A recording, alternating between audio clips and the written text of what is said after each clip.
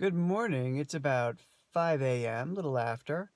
I'm about to head out, going up to Milford, Connecticut. It's a place I've done some shooting before. Nice time of year for sunrise there. There's some old broken down piers. I'm not sure if they're piers or outflow pipes, but they make for cool subjects when you do long exposures. So I'm going to head out, and I'll see you when I get there.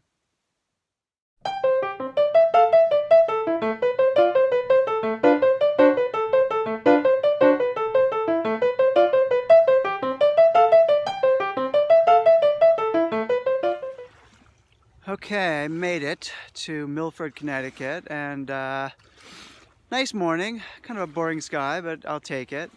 The only issue was that it is very high tide, and the problem there is some of the stuff I wanted to shoot that was sticking up out of the water is underwater, so can't see it. But I did find one, I guess an old pier. I'm going to turn around in a second. I got just the top of the piling sticking up. If you look out there, you see it pointing out to the sunrise, so that's kind of nice. Got my camera set up here on a tripod. Okay, so here is the setup. I've got these nice pilings pointing out towards the horizon. I've got my camera on the tripod here. I'm using a graduated neutral density filter, or ND filter.